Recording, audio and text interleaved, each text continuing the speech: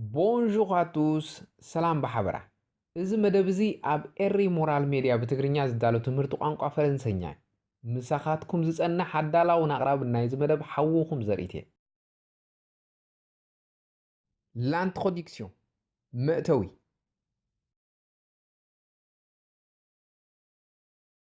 إدم مجماري حتصرت لبواتات اللوانمو بقاعتن كجمر. إتا قداميتي. أنا زدالو هو تمرتو عنقا أبتتقومو الأوان بب እዋኑ ዘዳልዎ ብዙሕ መደባት ስለዘሎን ብተኸታታሊ ከዳሉ ስለዝኾንኩን ምዝ ኣርእስቲ ዝተሓሓዝ ቀዲሙ ወይ ድሒሩ ዝተዳለወ ክፋል ከይህሉ ከተረጋግጹ ጽቡቕ እዩ። ካልአይቲ ኣነ ዝጥቀመሉ ቃና ቅላጸ ወይ ድማ ላህጃ ናይ ፈለምቲ ተዛረብቲ ቋንቋ ፈረንሰኛ ብምዃኑ ኣብ ኣደማምፃ ይኹን ኣብ ባህላ ብዝቐለለን ንሓደስቲ ብዝርድእዎ መልክዕን ከዳልዎ እየ። ስለዚ ርእይቶታት ኮነ ስምዒታት ምስ ዝህሉ ብኽብሮትኩም ጸሓፍሉ። ሳልሰይትን ናይ መወዳእታን ልበዋይ ኣብ ቋንቋ ትግርኛ ብልምድ ንብዙሓት ክንውክል እንከለና ተባዕታይ ውክልና ናይ ምጥቃም ልምድ ኣለና። ብዝተኻለኒ መጠን ከከም ኣድላይነቱን ንኹሉ ብዝውክልን ክጥቀም ክፅዕር እየ። ስለዚ ኣሓተይ እቲ ውክልና ንኹልና ምዃኑ ክትርዳኣለይ ይላበወክን። ዩኒቴ ምዕራፍ ሓደ ዩኒቴ ማለት ምዕራፍ ማለት እዩ ወይ ከዓ ሻፒትር ንብሎ። ዩኒቴ ማለት ምዕራፍ ሓደ ማለት እዩ። ሌሶን ክፍለ ግዜ ሀ ኣብዚ ከም ኣልፋቤት ወይ ከዓ ከም ፊደል ማለት እዩ። ቀዳማይ ፊደል ናይ ቋንቋ ፈረንሰኛ፣ ሀ ከዓ ከም ቀዳማይ ፊደል ናይ ቋንቋ ትግርኛ ማለት እዩ። ኣብዚ ምስ ከይነ ሓዋውሶ ማለት እዩ። ሓውሲ በፍንጫ እንዳሕር ደኣኒ በፍንጫና እንዳሕር ከነድምፆ ፈቲና ሓደ ይኸውን ማለት እዩ። ክፍት ኣቢልና እንተልና ከዓ ቀዳማይ ፊደል ናይ ቋንቋ ፈረንሰኛ ይኸውን ኣሎ ማለት እዩ። ስለዚ እቲ ንብሎ ዘለና ወይ ዩኒቴ ንብሎ ዘለና ምስቲ ሌሶን ንብሎ ዘለና ከይተሓዋወስ ማለት እዩ። በፍንጫና እንድሕር ደኣ ንብላ ኣለና ኮይና ሓደ ማለት እዩ። እንድሕር ኣፍና ከፊትና ንብላ ኣለና ከዓ ቀዳማይ ፊደል ማለት እዩ። ስለዚ ኣብዚ ቀዳማይ ምዕራፍ ሙሉእ ሓሳብ ክንርኢና ላፍኻዝ ይበሃል ብፈረንሰኛ ማለት እዩ። ሙሉእ ሓሳብ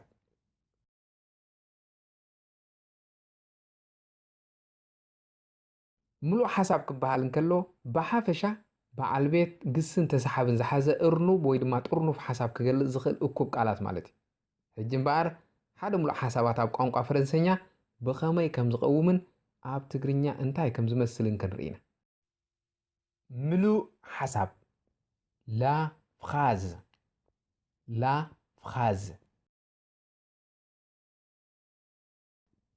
ሙሉእ ሓሳብ ኣብ ትግርኛ ብበዓል ቤት ግስን ተሰሓብን ዝቖመ እዩ። በዓል ቤት ማለት ፈጻሚ ክኸውን ከሎ ግሲ ድማ እቲ ፍጻሜ ወይ ከዓ ነቲ ፍጻሜ ዝገልጽ ቃል ማለት እዩ።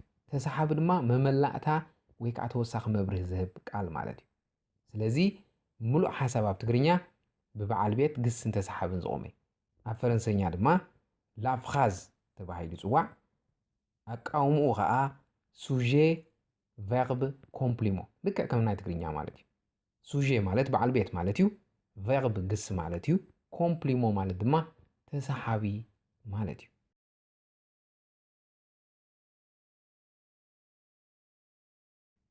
ንኣብነት ኣነ ተምሃራይ እየ ወይ ከዓ ኣነ ተምሃሪት እየ። je suis étudiant ወይ ድማ je suis étudiante ተባዕታይን ኣንስታይን ማለት እዩ። ልክዕ ከም ናይ ትግርኛ ተባዕታይን ኣንስታይን እናቶም ኣገላልጽ ኣለዎም። je suis étudiant እንተልና ኣነ ተምሃራይ እየ ንብል ኣለና ማለት እዩ። je suis étudiante እንተልና ከዓ ኣነ ተምሃሪት እየ ንብል ኣለና ማለት እዩ።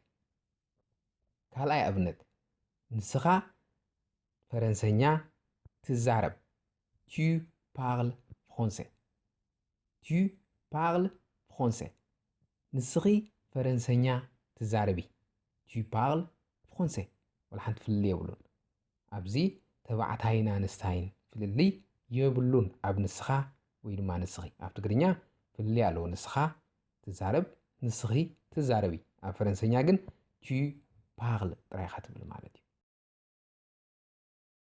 ሕራይ እምበኣር ክቡራት ሰማዕትና ኣብ ለሶን ኣ ወይ ከዓ ክፍለ ግዜ ሄ ተራ ሙሉእ ሓሳብ ፍኻዝ ኖርማል ኣብ ቋንቋ ፈረንሰኛ እንታይ ከም ዝመስልን ምስ ቋንቋ ትግርኛ ዘለዎ ዝምድናን ክንሪኦ ጸኒሕና ኣብ ዝቕጽል መደብ ለሶን ቤ ክፍለ ግዜ ለ le phrase simple ማለት ቀለልቲ ዝተፈላለዩ ዓይነታት ሙሉኣት ሓሳባት ክንርኢ ኢና